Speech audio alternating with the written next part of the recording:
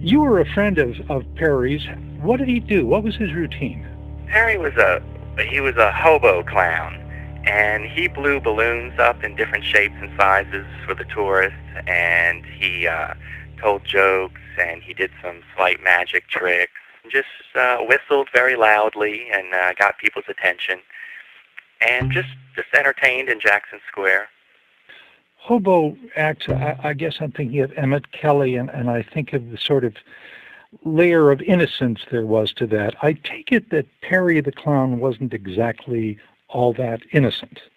No, no, he was. Well, Perry had a lot of addictions. He was really a troubled man. He drank a lot, and he did drugs, and at one point it got really, really bad, and he was arrested for dealing drugs in Jackson Square at the same time that he was blowing balloons up for the kids. But he went to prison for a good long while, and when he got out, he wanted to really turn his life around, but it just wasn't easy for him to do. The French Quarter just really filled with, adult entertainment and bars and lots of drinking and partying, and he would visit bars right down the street from where he worked periodically throughout the day, would have some beers and then go back to work. So he was sometimes a little schlossed when he was working. Sometimes a little rude. And yeah, he just spoke his mind, and Well, what did he say? Give me an example of his mind. he would sometimes. He was really good with the kids, but at the same time, maybe sometimes with the adults, he would be a little risque or make some comments, or maybe sometimes lewd remarks to women, which he was more or less, I guess, just trying to amuse himself at the same time.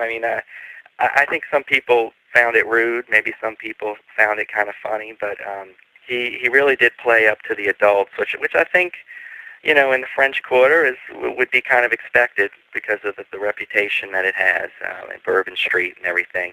But when he would go up to the Boston area in the summertime, they weren't amused by it at all. It does tell you a little bit about the lifestyle of New Orleans, that here you have a half-drunk, aggressive clown with 17 pounds of marijuana in his little clown box blowing up balloons for the kids.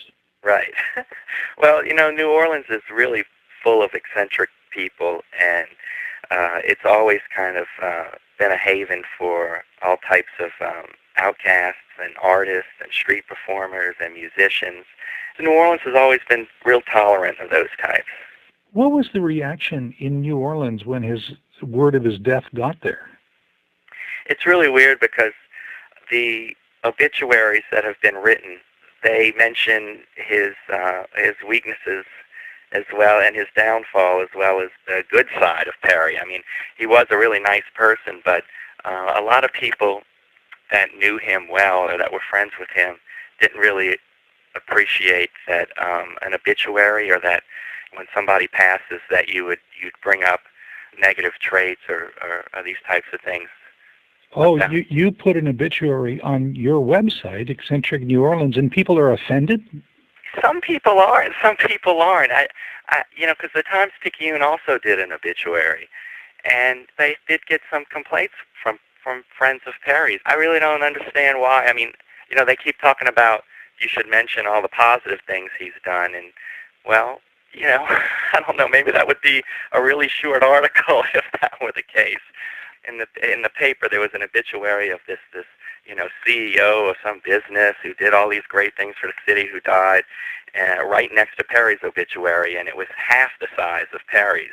But Perry really, really enjoyed publicity, and all of his life was pretty much an open book, and he was willing to talk about all aspects of his life, and if it got him, a picture in the paper or a mention in the paper or an article written, he really loved it. To me, he was kind of like a cross between, I don't know if you've ever seen that movie Shakes the Clown, and Krusty on The Simpsons.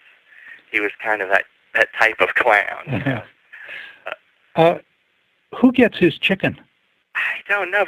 He passed away in Boston. They found him in his apartment in full clown makeup, and in his costume. And in fact, I've hardly ever seen him outside of makeup. I think I did only once. He never really even wanted me to see what he looked like underneath the clown suit. He died with his boots on. Yes. And with a rubber chicken in his hand, probably. Right. You going to miss him?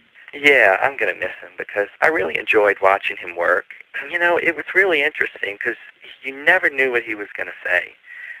He was just really unpredictable. When I would watch him work, sometimes I would cringe, when he would maybe say something that was a little too much or just a little too rude. But to me, just standing there for a half hour and watching him work was just, I was totally amused.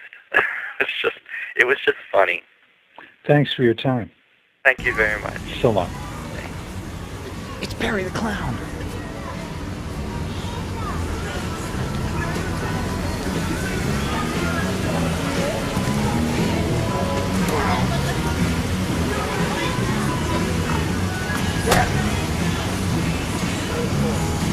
Hey there!